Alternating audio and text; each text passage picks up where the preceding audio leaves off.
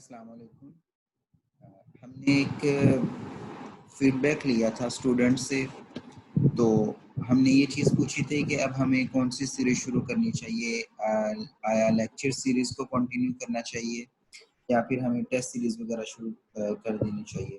तो बहुत सारे स्टूडेंट्स का रिस्पांस था कि आप जो है वो टेस्ट बना के उसकी डिस्कशन करें ताकि डिफरेंट तरह के एमसीक्यूज जो हैं वो डिस्कस हो जाएं। तो इसमें हमने स्टार्ट किया, जो हमने बायो के टेस्ट से स्टार्ट किया और बायो के लेक्चर्स भी हमारी सीरीज़ कंप्लीट हो चुकी है। सो आप वो लेक्चर्स भी ज़रूर सुनिएगा और ये टेस्ट भी आप ज़रूर पूरा इसकी डिस्कशन सुनिएगा। तो आज जो हमारा पहला है वो वायरसेस और बैक्टीरिया से रिलेटेड हमारा टेस्ट है, तो इसी को हम डिस्कशन इसकी स्टार्ट करते हैं। अच्छा, इसमें दो तीन रूल मैं आपको बता दूं। एमडी कैट में दो तीन तरह के बायो में एमसीक्यूज आते हैं। नंबर 1 तो इस तरह के एमसीक्यूज आते हैं जो आप फौरी तौर पे सॉल्व कर लेते हो, ठीक है। फौरी तौर पे सॉल्व कर लेने के मतलब है बुक की रीडिंग होती है, मेमोरी बेस्ड क्वेश्चन होते हैं, तो आप देखते हो, आपको आंसर क्लिक करते हो और आप उसका आंसर लगा देते हो, ठीक है। नंबर सेकंड ऐसे एमसीक्यूज होते हैं थोड़े से कंसेप्चुअल होते हैं, ठीक है, तो उसके लिए भी आपकी स्टडी होती है, डेट्स ओके, वो आप कर लेते हो। नंबर 3 डायग्राम बेस्ड क्वेश्चन होते हैं, वो भी आपके आते हैं और वो भी आप मोस्टली सॉल्व कर लेते हो। एंड लास्ट नंबर पे थोड़े से अनयूजुअल क्वेश्चन आते हैं जिसमें ऑप्शंस बहुत क्लोज होते हैं, तो उसमें थोड़ी सी मुश्किल आती है। सो हमने इन्हीं चार चीजों को बेस बना के ये टेस्ट बनाया। चलें जी, स्टार्ट करते हैं पहला टेस्ट हमारा। और पहला एमसीक्यू जो है हमारे पास, हम उसी से स्टार्ट लेंगे और उसके बाद आगे हम मूव करेंगे इंशाल्लाह। ले जी, पहला एमसीक्यू है हमारे पास, term prokaryote was suggested by, option है हमारे पास रॉबर्ट विटकर, ई चेटन, लिन मार्गुलस और श्वास। सो ये आप सबको पता है कि जो हमारे पास प्रोकैरियोट्स और यूकैरियोट्स वाली जो टर्म्स, इसमें प्रोकैरियोट्स जो हमने मतलब स्पेसिफिक टर्म्स जब हमने पढ़ी थी तो हमें पता ये विटकर ने ये सबसे पहले सजेस्ट की थी, ठीक है। बाकी सबके जो है वो डिफरेंट इनकी कंट्रीब्यूशन है, तो वो उस लिहाज से आपको ये एमसीक्यूज पता होना चाहिए, ठीक है। तो बिल्कुल सिंपल सा एमसीक्यूज था। Number 2, the biggest virus is and the smallest virus. So among the viruses, एक लाइन आपकी बुक में लिखी हुई उसके अकॉर्डिंग ये क्वेश्चन है। सो ऑप्शन है influenza and pox, bacteriophage, HIV, retrovirus, parvovirus and pox virus, parvovirus. You know, मेरी बुक में लाइन है उसमें एग्जैक्टली सिंपल वर्डिंग में ये लिखा हुआ, the biggest virus is pox virus and the smallest virus is पर्वोवायरस। So it's delta, ठीक है। सो ये भी बिल्कुल सिंपल से, ये भी क्लियर हो गया आपका। नंबर 3 पे मूव करते हैं हम लोग। 3 में हमारे पास एमसीक्यूज है जी, name the one that is involve in DNA replication, ठीक है। डीएनए रेप्लिकेशन में कौन सी चीज इन्वॉल्व होती है? सिस्ट, मीजोसोम्स, स्पोर्स या राइबोसोम। चलो हम सबके जो है फंक्शंस डिस्कस कर लेते हैं। सिस्ट का आप सबको फंक्शन क्या पता है कि डेलीकेशन और एडवर्स एनवायरनमेंट से बैक्टीरिया को बचाते हैं। Mesosome basically chromosomal extra chromosomal structures होते हैं जिनको मीजोसोम्स कहते हैं, and that are involved in DNA replication. So अगले ऑप्शन में देखते हैं। स्पोर भी आपको पता है अनफेवरेबल कंडीशन में बनता है और हमारे पास डेसिकेशन वगैरह से बचाता है। और लास्ट नंबर पे हमारे पास आ गया राइबोसोम। राइबोसोम का आपको काम पता है, प्रोटीन की सिंथेसिस होती है। सो इट्स बीटा, बिल्कुल सिंपल सा ये भी एमसीक्यूज था, ठीक है। ओके जी, इसके बाद हम अगर इसकी स्लाइड का व्यू बड़ा कर ले तो ज्यादा बेहतर। अच्छा जी, ये ठीक है, हमने 3 एमसीक्यू डिस्कस कर लिए। देन जी 4th पे आते हैं, number of capsomere in the herpes virus and adenovirus. ये भी आपकी बुक का एमसीक्यूज है। सो 162, 250, 162, 252, 162, 252, 142, 252 और बीटा और चार्ली ऑप्शन सॉरी सेम हो गए। सो बड़ा सिंपल सा एमसीक्यू था जिसके अंदर आपको पता है कि जो हर्पीज वायरस है इसमें 162, एडिनो वायरस में 252। सो आप इसको बीटा या चार्ली दोनों में से कोई भी ऑप्शन आप क्लिक कर सकते हैं। इसके बाद हमारे पास 5th है, which statement is false about bacteriophage? It is obligate intracellular virus. It is true statement. It is DNA virus.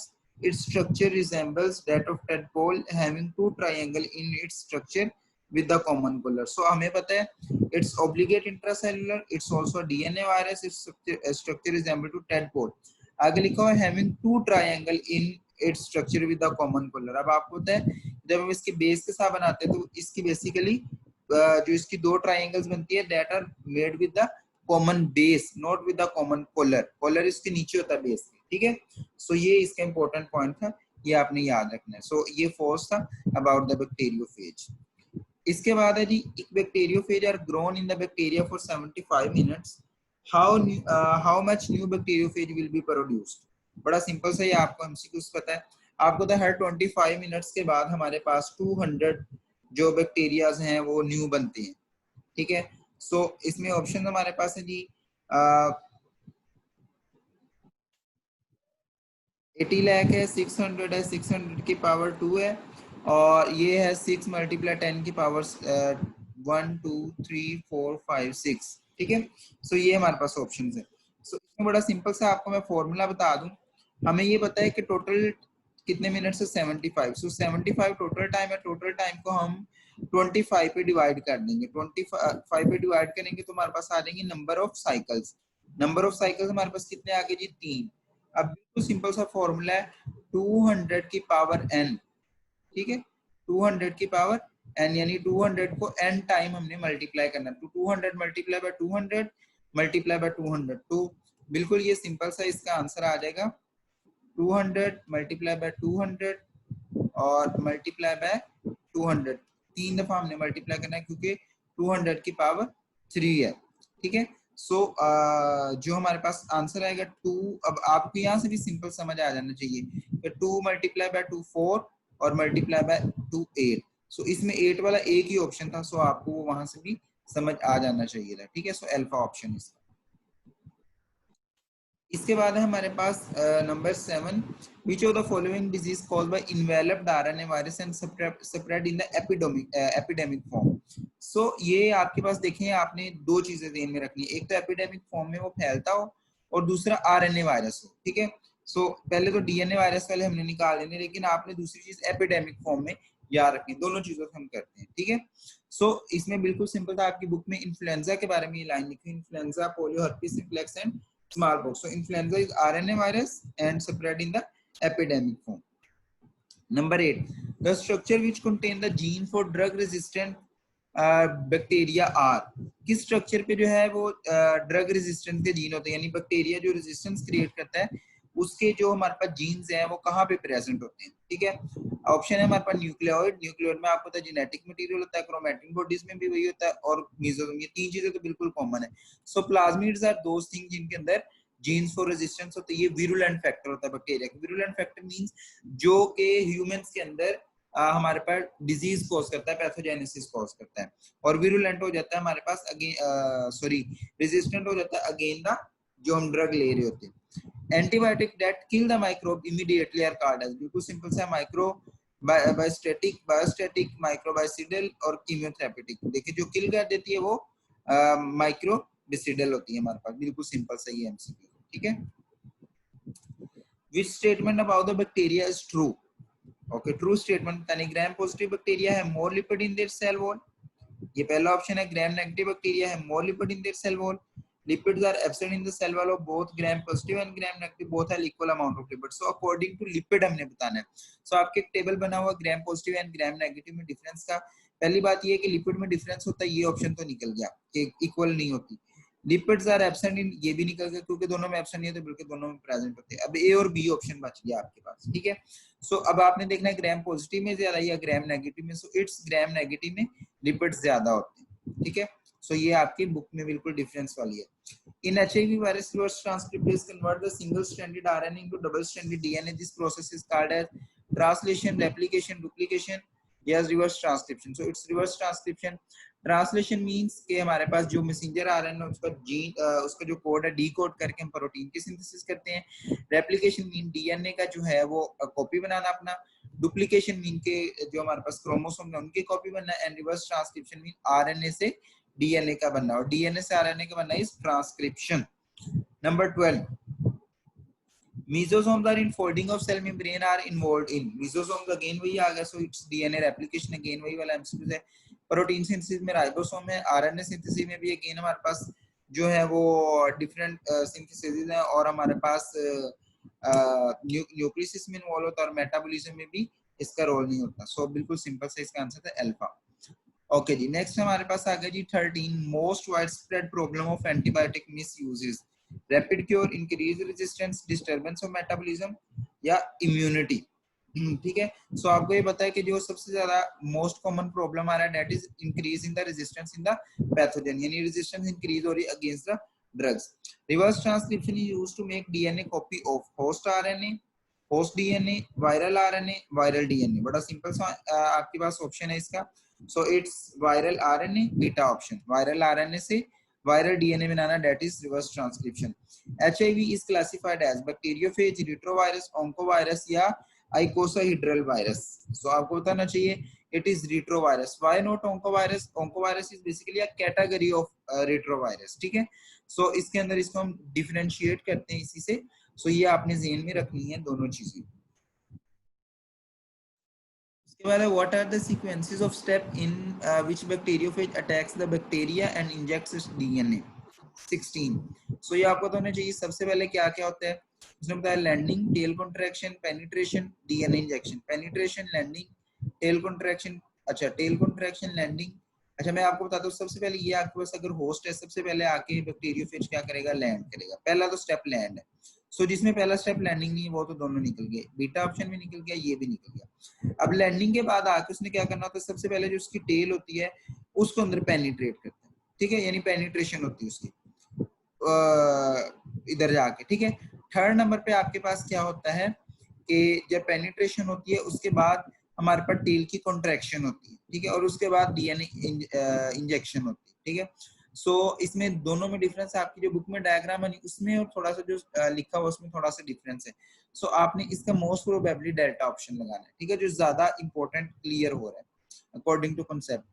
During favourable condition certain bacteria produce. Certain bacteria क्या प्रोड्यूस करते हैं जी, ribosome, mitochondria, plasmid and spores. So it's during unfavourable condition. So थोड़ा सा उसमें मसला आ गया. So spores. उसके बाद आ गया हमारे पास 18. Which of the following antibiotic cause the permanent discoloration of teeth in the young children if it is misused? So आपके पास ऑप्शन है penicillin, sulfonamide, streptomycin, tetracycline. So tetracycline causes the discoloration of teeth. ये आपकी book की line है. Which one of the following cells are mainly infected by HIV? T killer, T helper, B plasma या B memory cells. So it's basically T helper lymphocytes, जो कि आपकी book में line भी लिखी, इनको CD4 रिसेप्टर सेल भी कहते हैं. 20. Which of the following is a non-cellular infectious entity? Non-cellular infectious entity याद रखना मत. Mycoplasma, herpes virus, E coli, diplococcus. So आपने क्या याद रखना है वर्ड, आपने याद रखना है जनाब जी non infectious, non cellular infected. Non cellular मतलब वायरस होना चाहिए. सो हमारे पास माइकोप्लास, डिप्लोकोकस, इकोलाई है, ये तो सिंपली हो गया हमारे पास bacteria. So it's Charlie herpes virus. The viruses can reproduce. 21.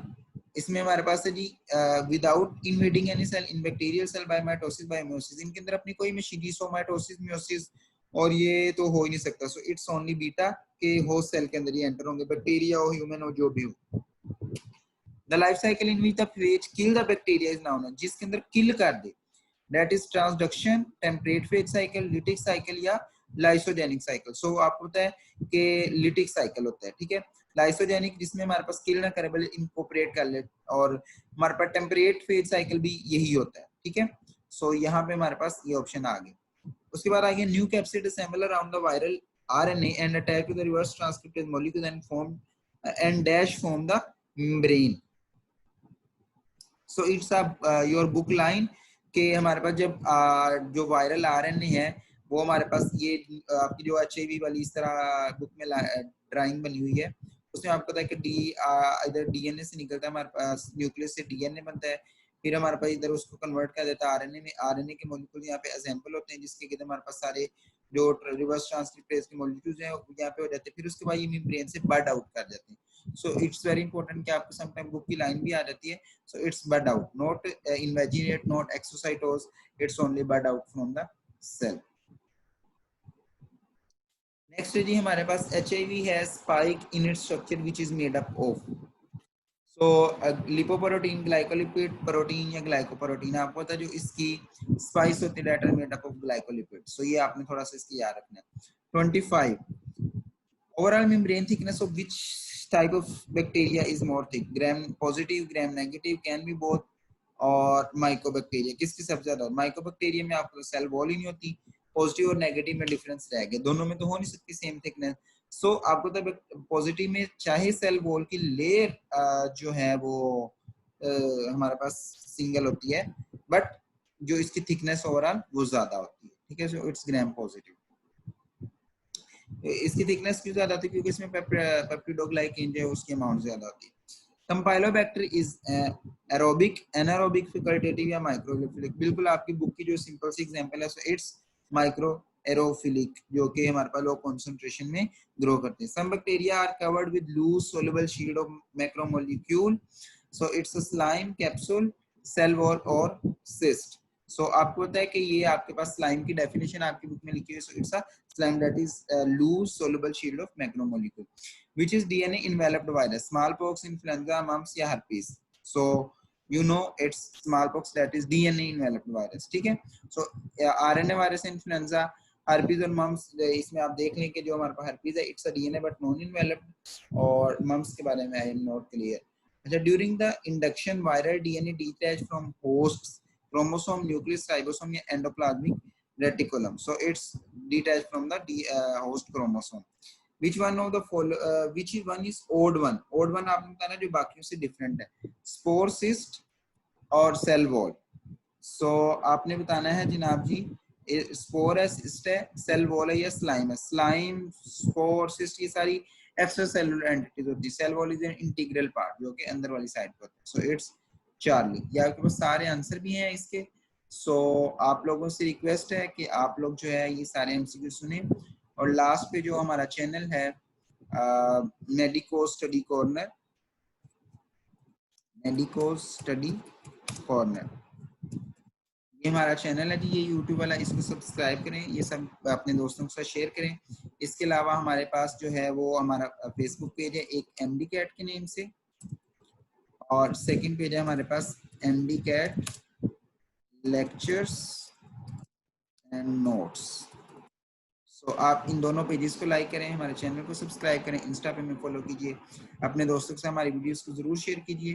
Thank you so much, that's all from my side, and now Allah Hafiz.